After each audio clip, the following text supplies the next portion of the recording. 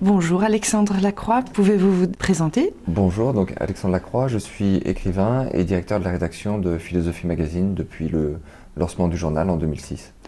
Et quel est votre lien avec Julian Assange?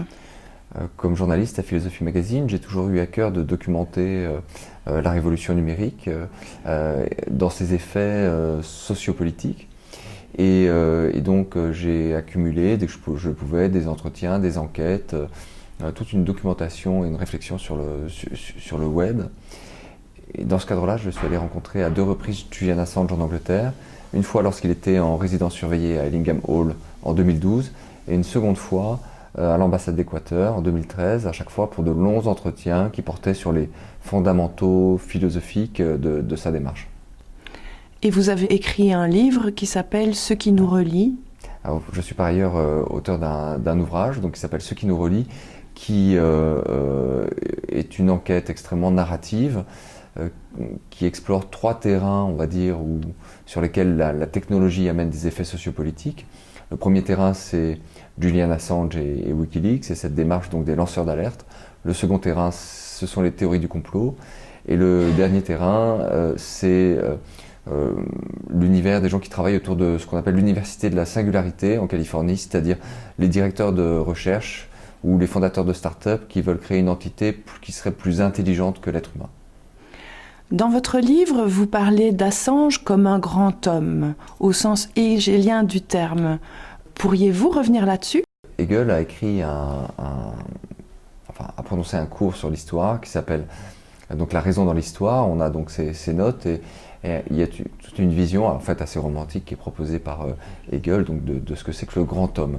Pour lui, l'histoire est portée par des acteurs exceptionnels, donc des grands hommes, qui sont mus par leur propre passion, parfois par leurs intérêts égoïstes. Ce ne sont pas toujours des personnes qui sont louables, mais ce qui fait la caractéristique du grand homme pour Hegel, c'est qu'il est porteur d'une idée de la raison, c'est-à-dire d'une idée universelle. C'est une sorte de force en mouvement, en fait, que le grand homme, et qui porte parfois à son insu une idée importante. Il me semble que de ce point de vue-là, Julian Assange correspond assez bien à la vision hegelienne du grand homme, c'est-à-dire que c'est quelqu'un qui s'est consumé, qui s'est brûlé au nom d'une idée force, une idée que son action a rendue éclatante et évidente pour un certain nombre d'acteurs, et une idée nouvelle en fait. Il a, par sa démarche, incarné ni plus ni moins une nouvelle vision, une nouvelle compréhension de ce que peut être l'État, mais aussi de ce que peut être l'action politique à l'ère connectée, à l'ère du réseau, à l'ère du web.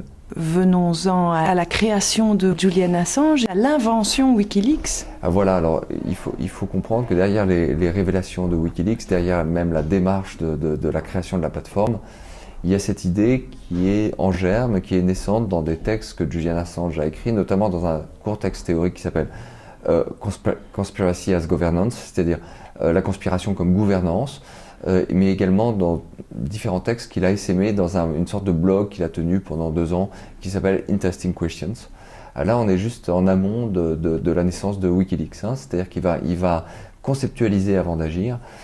Et l'idée est la suivante, l'idée est qu'on peut être amené à porter un regard nouveau sur les organisations, que ce soit les organisations politiques, c'est-à-dire les États, les instances transnationales type l'ONU, ou alors les organisations privées, les entreprises, à l'ère du réseau. En fait, Julian Assange a une sensibilité politique et une formation dont le creuset fut largement le milieu des hackers de Melbourne dans les années 80. Donc, il a, en tant que hacker, puisque adolescent, jeune homme, il a été un hacker, il a percé des systèmes d'information extrêmement sensibles, notamment tout un certain nombre de sites liés à la NASA ou à l'armée américaine.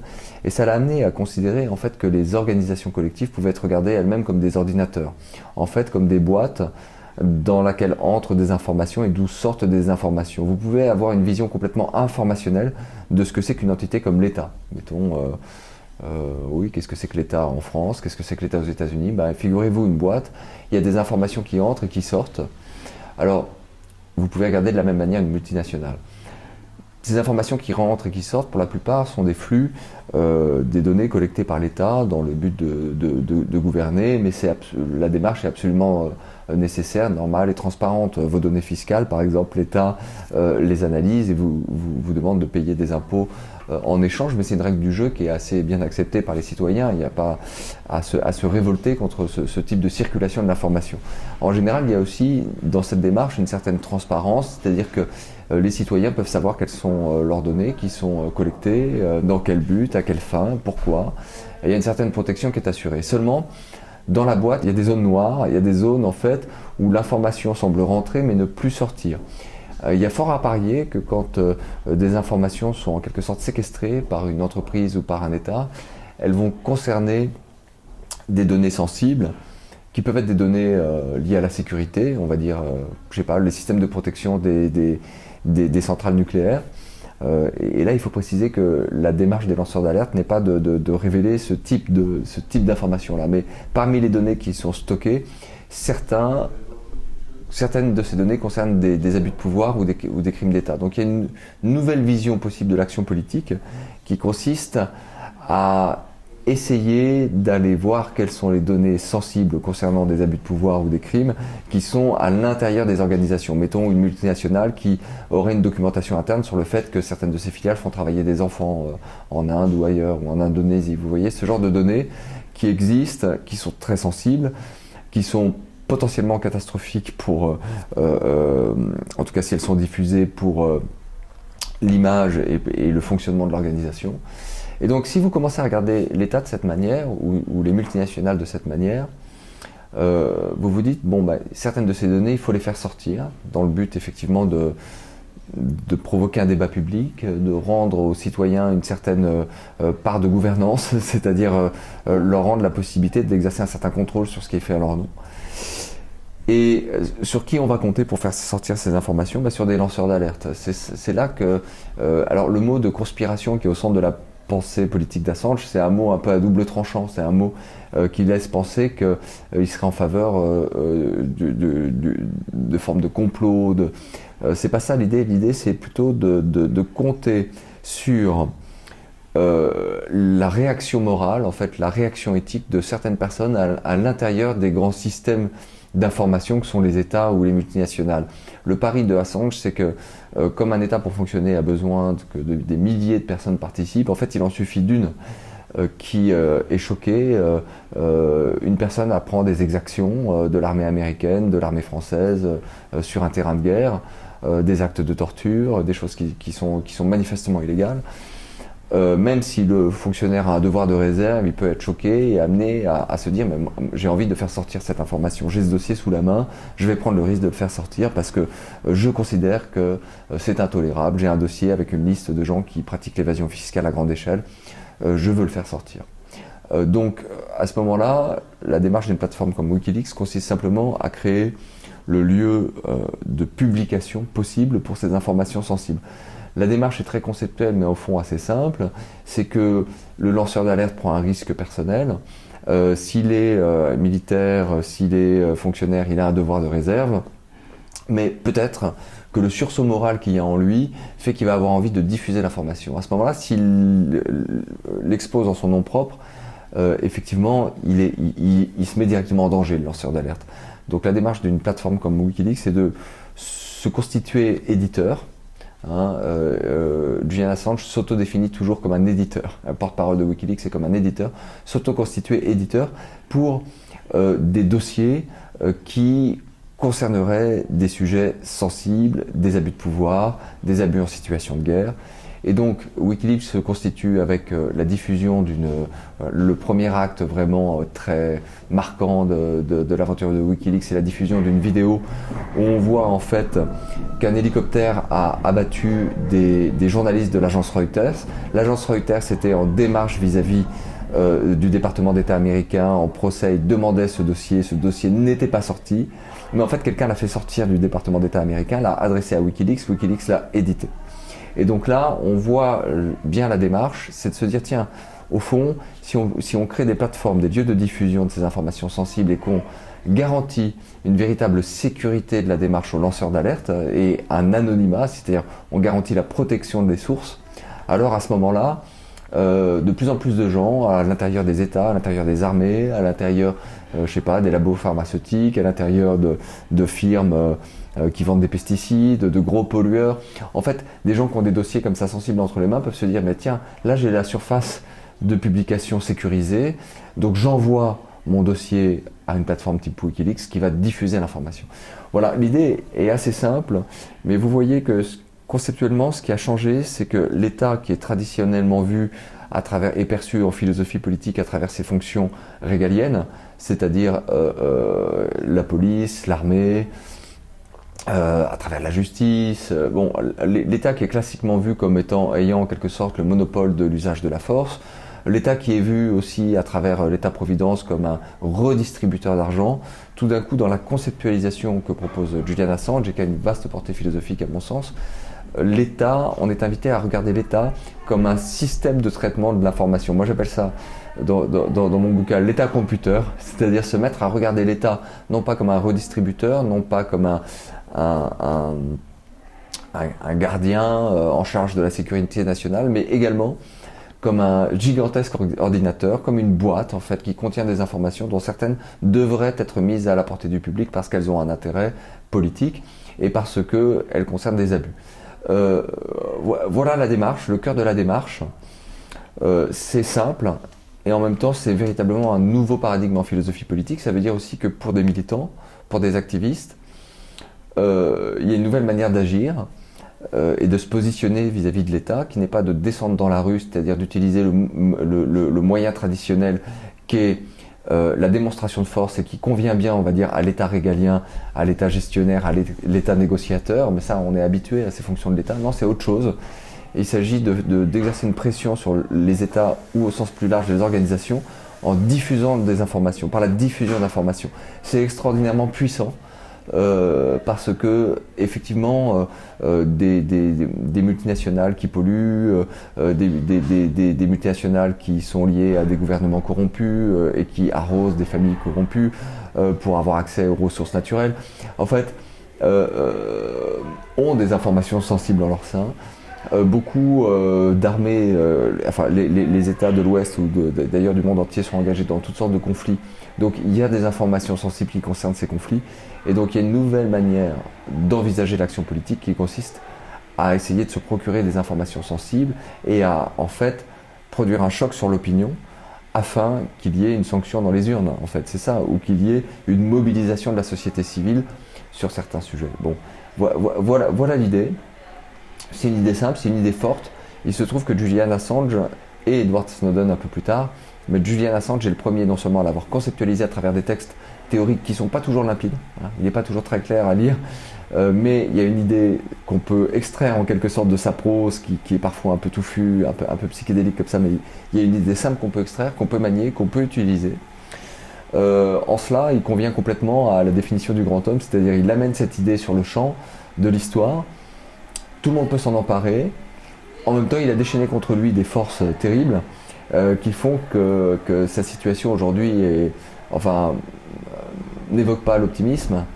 Le grand homme, dit Hegel, c'est quelqu'un qui, une fois son action historique menée, c'est-à-dire une fois qu'il a porté son idée sur le terrain de l'histoire, eh bien, il tombe comme une douille vide. C'est ce qu'il dit, c'est-à-dire qu'effectivement, c'est une sorte de fusil à un coup. Ça veut dire que la vie du grand homme est écrasée en quelque sorte par l'idée qu'il porte. Elle est le grand homme, que ce soit un grand militaire, que ce soit Hegel, il a bien sûr à l'esprit Napoléon, mais il va tomber comme une douille vide une fois l'action menée, c'est-à-dire qu'effectivement il va diffuser dans l'histoire une idée neuve, mais en même temps les forces historiques qu'il va déchaîner autour de lui sont telles qu'en général c'est une histoire qui finit mal.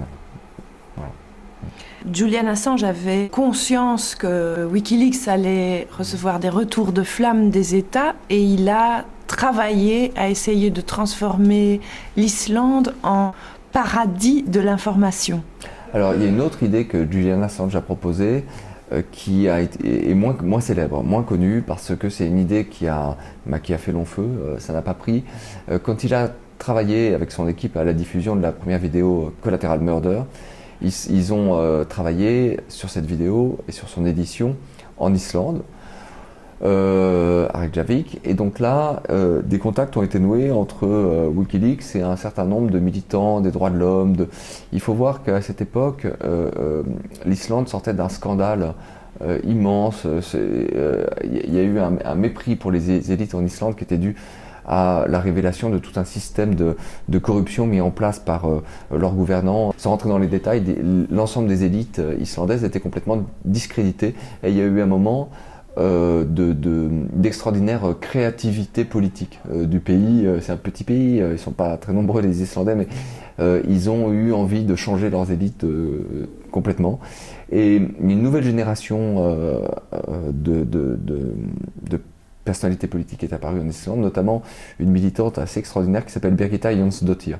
Et Birgitta Jonsdottir et Julian Assange ont été en étroite collaboration, discussion, et de leur discussion est née une idée qui est de créer un paradis de l'information. En fait, c'est une idée qui infusait déjà dans la pensée pirate depuis quelque temps, puisque les hackers qui se revendiquaient du mouvement pirate voulaient, comme les pirates d'autrefois, avoir une île. Ils ont beaucoup réfléchi à l'idée d'acheter une île.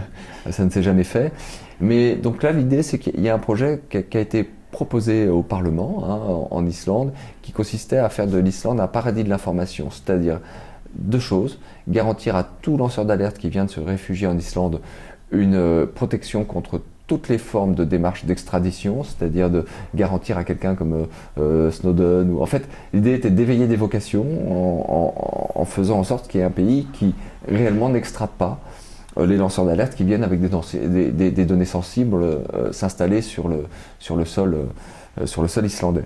Et puis, ils avaient aussi en tête cette idée de faire quelque chose qui serait un peu comme les Pays-Bas étaient à l'époque au XVIIe siècle, à l'époque de Descartes et Spinoza, c'est-à-dire une zone franche où il n'y a aucune espèce de censure, où tout peut être publié, n'importe quel contenu. Alors ça, c'est un pari énorme sur la liberté d'expression. C'est l'idée d'un lieu avec une liberté d'expression intégrale. Mais ce qui est intéressant conceptuellement, si on dit qu'un seul pays dans le monde devient un paradis de l'information, crée un statut de réfugié de l'information et n'exerce aucune censure préalable sur la diffusion des informations, eh bien c'est le monde entier, en tant que notre monde est interconnecté, qui devient un paradis de l'information. En fait, il suffit d'un seul pays pour que tout change partout. C'est-à-dire que...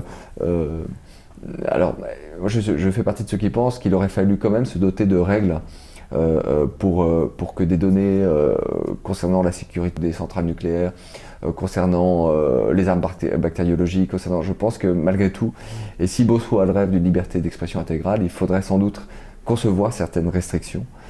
Mais dans l'inspiration des militants de Birgitta Jonsdottir, de Julian Assange, c'était l'idée quand même de progresser vers un paradis intégral de l'information. En tout cas, ce qui est intéressant, c'est que c'était peut-être une carte à jouer pour l'Islande, dans un moment où l'Islande devait se réinventer, de créer une attractivité en fait du pays autour d'un projet intellectuel et d'un projet philosophique.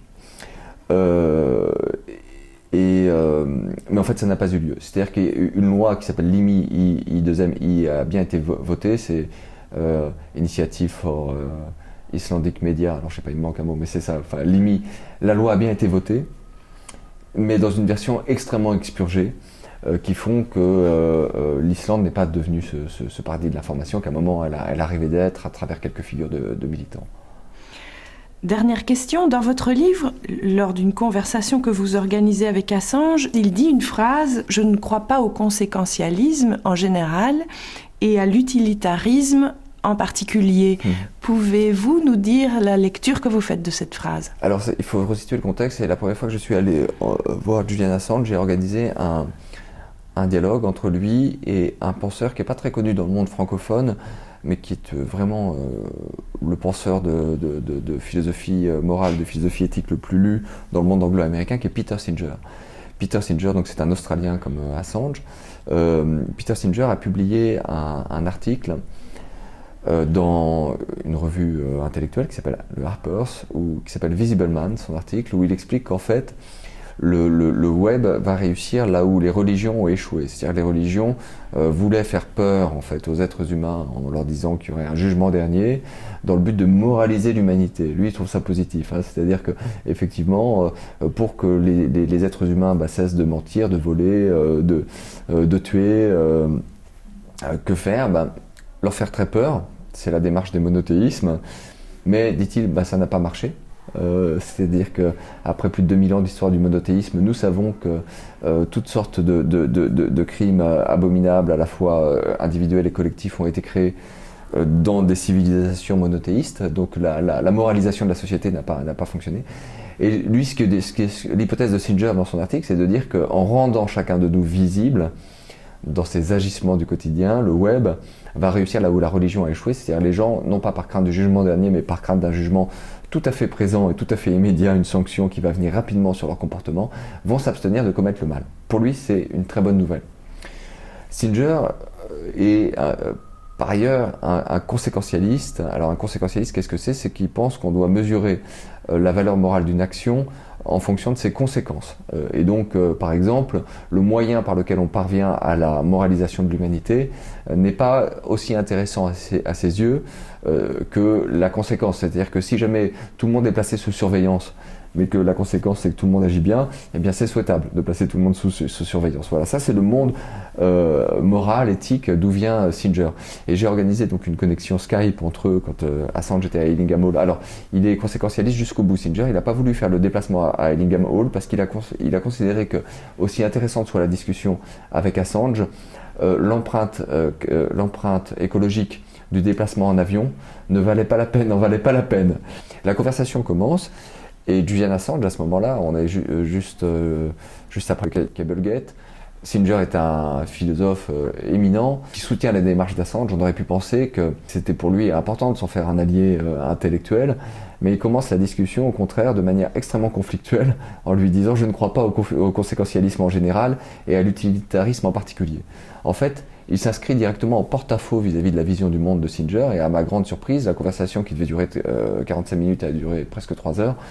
Et c'était une conversation extrêmement philosophique, extrêmement tendue, parce que Assange était en désaccord sur tous les points avec Singer. Donc, le premier point sur lequel il a amené un désaccord très fort, et là il faut comprendre quelque chose dans la démarche d'Assange, il a tout de suite dit que cette idée de l'homme visible, cette idée d'une transparence en fait imposée à tous, pour lui c'est le totalitarisme, enfin pour Assange. C'est-à-dire que, et donc contrairement à une vision erronée, une simplification en fait de la démarche d'Assange qui est souvent présentée dans les médias, ce n'est pas un apôtre de la transparence. Ou plus exactement, il vient du milieu hacker, et il y a une règle chez les hackers, dans la déontologie, dans la vision du monde hacker, il y a une règle qui est transparence pour les puissants, respect de la vie privée pour les faibles. Autrement dit, il ne s'agit pas d'imposer la transparence à tous et de placer une caméra allumée au-dessus de la tête de tout un chacun. Non, il s'agit d'imposer des règles de transparence aux organisations puissantes, donc aux multinationales et aux États. Et encore, des règles de transparence qui vont dans le sens d'une action démocratique, c'est-à-dire des règles de transparence, par exemple, sur ce qui se passe en prison, sur les violences policières actuellement en France, ce genre de choses. On voit bien que ce qui crée le débat en France sur les violences policières, c'est effectivement l'existence d'enregistrements de ces violences, c'est-à-dire qui sont diffusées ensuite sur le web. Le web sert à ça, mais pas à espionner tout un chacun. Donc il s'inscrit complètement en faux contre cette vision de moraliser l'humanité. Il dit n'essayons pas de moraliser l'humanité, ça s'appelle le totalitarisme. C'est-à-dire il ne faut pas essayer d'imposer aux êtres humains une sorte de réforme morale de grande ampleur. Et la deuxième chose avec laquelle il est en désaccord, et là c'est intéressant, c'est le conséquentialisme. C'est-à-dire que, mais pourquoi? Parce que quand vous menez une action politique comme le fait Assange, vous devez croire en des principes forts, croire que votre action est bonne, mais vous ne pouvez pas en anticiper par avance toutes les conséquences. Si vous prenons l'exemple des printemps arabes auxquels l'histoire de Wikileaks est liée, par des connexions informelles, mais enfin, et latérales, mais quand même, il y a des connexions, eh bien, quand vous déstabilisez, quand vous renversez un dictateur et sa famille comme Ben Ali, vous le destituez, le soulèvement populaire, les gens qui portent ce soulèvement populaire, qui destituent Ben Ali, ne peuvent pas à ce moment-là agir en conséquentialiste. Parce que si vous êtes conséquentialiste, vous allez dire je fais un calcul complet des conséquences. Parmi ces conséquences, il y en a une possible, c'est que le pays sombre dans la guerre civile, ou bien qu'une dictature pire s'installe, pire que celle de Ben Ali. Et donc si je commence à vouloir anticiper toutes les conséquences négatives possibles de mon action, ben, l'action je ne la mène pas. Donc un militant politique, quelqu'un qui est complètement engagé dans une action politique, doit à un moment être un déontologue, c'est-à-dire croire en ses principes davantage que calculer les conséquences. Ça ne veut pas dire qu'il faut agir en faisant n'importe quoi, mais ça veut dire qu'il faut accepter de ne pas maîtriser les conséquences du processus dans lequel on met les pieds, en fait. Voilà.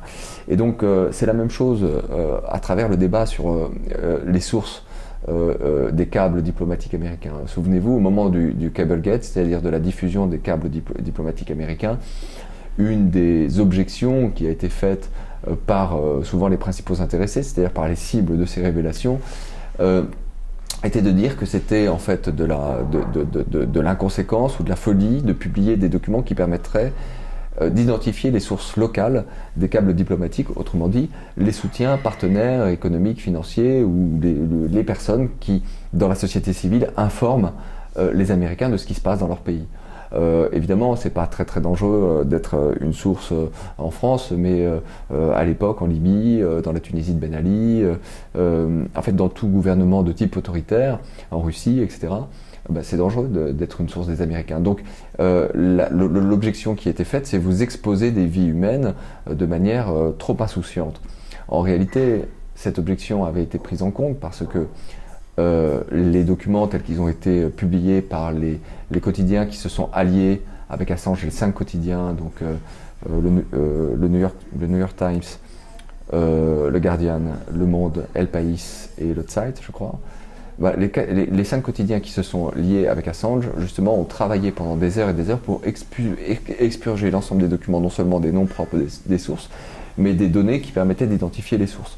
Donc ils ont fait un travail propre.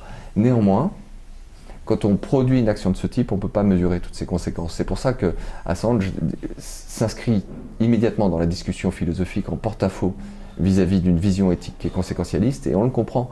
En fait, un militant, un acteur politique ne peut pas être conséquentialiste. Et s'il l'était, si vous êtes conséquentialiste, c'est Karl Marx qui disait que la morale de type utilitariste ou conséquentialiste, c'était une morale de marchand. Mais c'est un peu vrai, c'est-à-dire, c'était méchant de dire ça, mais c'est un peu vrai. C'est une morale de marchand au sens où vous voulez toujours maximiser l'intérêt des uns et des autres en anticipant toutes les conséquences. C'est effectivement un analyste financier, avant un investissement, avant de donner le feu vert pour un investissement, ça va être un conséquentialiste. Il veut penser aux conséquences. C'est une démarche, si vous voulez, qui est là pour faire le moins de mal possible dans le monde, mais pas nécessairement pour faire le bien. Effectivement, quelqu'un qui agit au nom d'une certaine idée du bien ou d'un changement politique qui lui semble bénéfique prend des risques. Dans le cas d'Assange, c'est évident. Pour mener une action comme il l'a fait, à un moment, il faut suspendre la vision conséquentialiste du monde. Il faut être un déontologue, être quelqu'un qui est mu par une conviction forte et accepter qu'on ne maîtrise pas. En fait, dans un monde complexe comme le nôtre, on ne maîtrise pas toutes les conséquences d'une action. Je vous remercie chaleureusement pour ces passionnants entretiens. Merci.